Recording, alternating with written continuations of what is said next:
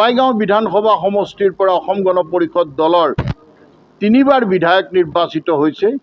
সেই ৰাইজ ইমান দিনে যথেষ্ট খং আৰু ক্ষোভতো আছিল, আমি অলপ মাজতে স্তীমিত হৈ পৰাৰ কাৰণে। কিন্তু সাম্প্ৰতিক সময়ত যেতিয়া অসম গণ পৰিষদ দলে অন্যান্য কেইটামান সমষ্টিৰ লগতে মুদৈবৰীয়া পৰিষদীয় সমষ্টিত অসম গণ পৰিষদ দলৰ সাংগঠনিক কাম কাজ আৰম্ভ কৰিছোঁ, তাৰ প্ৰতি সঁহাৰি জনাই আজি বৰ আনন্দৰ কথা যে এই সমষ্টিৰ অন্তৰ্গত মাকেলিকান্দা চৌহান বস্তিৰ পৰা আৰু অন্যান্য অঞ্চলৰ পৰা ভালে সংখ্যক ব্যক্তি আহি আমাৰ দলত যোগদান কৰিছে।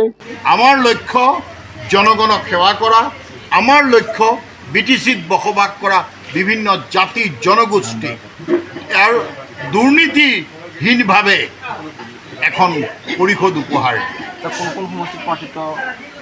এতিয়ালৈকে চাওক, আমি প্ৰায় 10-11টামান সমষ্টিত আমাৰ সাংগঠনিক চূড়ান্ত হোৱা নাই কেইটামান সমষ্টিত, কিন্তু মুদৈবৰী, মথনগুৰি, নাগৰিজুলি, থুৰিবাৰী, বাওখুংগ্ৰি আৰু সেই ইফালে ফকীৰা গাঁও সমষ্টি। এতিয়া শেহতীয়াকৈ যিদৰে আমাৰ প্ৰস্তাৱ আহিছে শ্ৰীৰামপুৰৰ কাৰণে, আমালৈ প্ৰস্তাৱ আহিছে ইতিমধ্যে দিহিৰা সমষ্টিৰ কাৰণে। গতিকে সকলোবিলাক দিশ চাই এটা জনজাগৰণ ইতিমধ্যে বহুদিনৰ মূৰত অসম গণ পৰিষদে BTC নিৰ্বাচনত অংশ ল'বলৈ ওলাই অহাৰ কাৰণে ৰাইজে আচলতে মনৰ আনন্দত ওলাই আহিছে আৰু আমাক সঁহাৰি দিছে।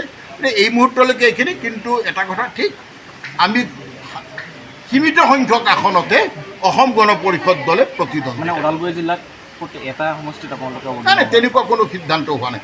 পাঁচনৈ চেৰফাঙৰ সাংগঠনিক কাম কাজ চলি আছে, ধনশিৰিৰ সাংগঠনিক কাম কাজ চলি আছে, কিন্তু আমি আশ্বস্ত হোৱা কেইটাৰ নামহে উল্লেখ কৰিছোঁ। মিত্ৰতাটো থাকিবই, মিত্ৰতাৰ লগত আমি এইটো বন্ধুত্বপূৰ্ণ, কাৰণ মিত্ৰ দলক নেতৃত্ব দিয়া ভাৰতীয় জনতা পাৰ্টীয়ে ইতিমধ্যে মাননীয় মুখ্যমন্ত্ৰী, দলৰ সভাপতি তেওঁলোকে ঘোষণা কৰিছে যে BTCত সকলোৱে মিত্ৰতা থাকিব, থাকিলেও অকলে অকলে নিৰ্বাচন কৰিব। গতিকে ইয়াত আমাৰ কাৰো লগত কোনো সংঘাত নাই, কাৰো বিৰুদ্ধে আমাৰ কোনো ক'ব লগা নাই, কাৰণ UPPL, BJP, AGP আমি মিত্ৰতাত আছোঁ। গতিকে আৰু অন্যান্য স্বায়ত্তশাসিত পৰিষদতো অসম গণ পৰিষদ দলে এইবাৰ প্ৰাৰ্থিত্ব কৰে।